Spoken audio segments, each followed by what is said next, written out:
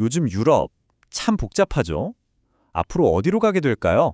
여기 핀란드의 새 대통령 알렉산데르 스투브가 수십 년 동안이나 생각해온 해법이 있다고 합니다. 오늘 그의 머릿속으로 한번 들어가 보겠습니다. 자, 바로 본론으로 들어가 볼까요? 스투브 대통령이 아주 직설적인 말을 했어요. 저는 브렉시트가 엄청난 실수였다고 생각합니다. 와, 정말 강력한 한마디죠? 바로 이 지점에서 그의 유럽에 대한 생각이 출발합니다. 실수였다면 그럼 이제 어떻게 해야 할까요? 스투브 대통령에겐 나름의 답이 있습니다. 근데 이게 뭐 갑자기 툭 튀어나온 생각이 아니에요. 무려 수십 년 동안 다듬어온 아이디어라고 합니다. 자, 첫 번째로 살펴볼 건 이 생각, 이 구상이 도대체 어디서부터 시작됐냐는 겁니다. 이게 그냥 선거 때 내세우는 그런 정치 구호가 아니고요. 한 사람의 인생, 그의 학문적 여정이 고스란히 담겨 있는 개념이거든요. 그 핵심 아이디어가 바로 유연한 통합입니다. 이게 뭐냐면요. 아주 쉽게 말해서 EU 회원국들이 전부 다 똑같은 속도로 모든 걸 할 필요는 없다는 거예요. 좀 더 유연하게 가자는 거죠.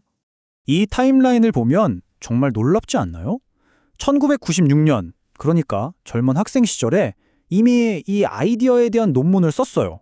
그리고 그게 박사 논문으로 이어지고 이제는 핀란드 대통령이 되어서 오늘날의 지정학적 위기를 푸는데 이 아이디어를 적용하고 있는 거죠. 정말 평생을 바친 연구라고 할 수 있겠네요. 아니, 근데 수십 년이나 된 낡은 아이디어를 왜 지금 다시 꺼내 드는 걸까요? 그쵸? 그 이유를 알려면 이 생각이 처음 나왔던 90년대와 지금 2020년대의 세상이 얼마나 다른지를 좀 비교해 봐야 합니다. 역사로부터의 휴가는 끝났다. 정말 의미심장한 말이죠. 우리가 누리던 평화와 안정의 시대, 그게 이제는 끝났다는 아주 냉정한 현실 인식을 보여주는 겁니다. 자, 보세요. 왼쪽은 역사의 종말을 이야기하던 1990년대입니다. 평화와 세계화의 시대였죠. 근데 오른쪽, 지금은 어떻습니까? 다극적 혼돈, 유럽에서 전쟁이 일어나고 서로를 돕던 상호의존이 오히려 서로를 공격하는 무기가 되어버렸어요. 세상이 이렇게나 바뀌었으니 당연히 유럽의 운영 방식도 달라져야겠죠.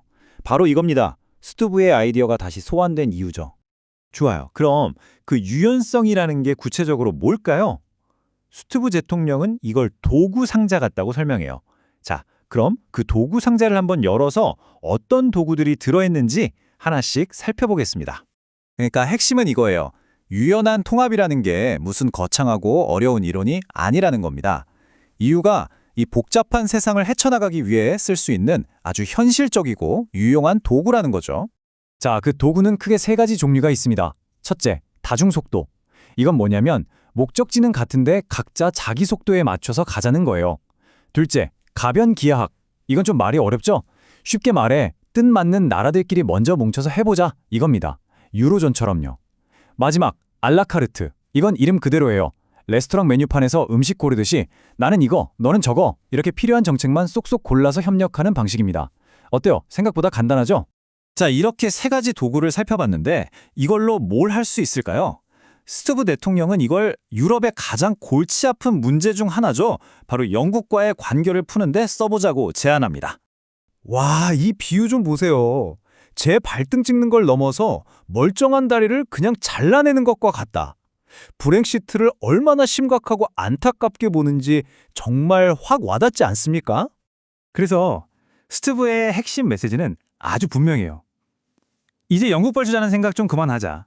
감정은 접어두고 지극히 실용적으로 갑시다. 바로 이겁니다.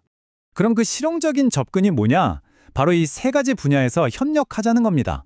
첫째, 안보. 정보도 공유하고 국방도 같이 하고요. 둘째, 경제. 관세 문제나 단일 시장 접근 같은 것들이죠. 마지막으로 기술. 미래를 위한 연구나 교육, 혁신은 같이 하자는 거예요. 서로에게 가장 이득이 되는 부분부터 다시 손을 잡자는 아주 현실적인 제안이죠. 그런데 여러분, 이 유연한 통합이라는 아이디어가 단순히 영국 문제만 해결하자고 나온 건 아닙니다. 훨씬 더 큰 그림이 있어요. 자, 이제 시야를 확 넓혀서 이게 왜 앞으로의 유럽 전체의 미래에 꼭 필요한 도구인지 한번 살펴보겠습니다. 지금 유럽의 상황을 보세요. 동쪽에서는 공격적인 러시아가 버티고 있고 서쪽에서는 미국과의 관계, 그러니까 대서양 파트너십이 예전 같지 않아요. 말 그대로 양쪽에서 꽉 끼인 샌드위치 신세가 된 거죠. 이러니 새로운 전략이 필요할 수밖에요. 그래서 이제 이 유연성이 왜 필수적인지 딱 정리해 드릴게요. 앞으로 우크라이나나 몰도바 같은 새로운 회원국들이 들어올 텐데 이걸 관리해야 하죠. 또 러시아 제재 같은 거 결정할 때 너무 느리잖아요. 의사결정 속도도 높여야 하고요. 정식 회원은 아니더라도 영국 같은 파트너 국가들과의 관계도 잘 만들어가야 합니다. 결국 이 모든 걸 통해서 유럽의 힘을 극대화하자는 거예요. 이제 유연성은 사치가 아니라 생존 전략인 셈입니다. 그래서 스투브는 이렇게 후소합니다. 해협 위의 안개를 걷어냅시다. 영국과 유럽 대륙 사이의 그 뿌연 안개, 그 불확실성을 걷어내고 이제는 좀 명확하고 실용적인 미래를 함께 만들자는 그런 강력한 촉구인 거죠. 자, 오늘 이렇게 핀란드 대통령의 구상을 살펴봤는데요. 마지막으로 이런 질문을 던져보고 싶습니다. 이렇게 혼란스러운 세상에서 과연 이 유연성만이 유럽이 살 길일까요? 이것이 유일한 선택지일까요? 여러분은 어떻게 생각하시나요?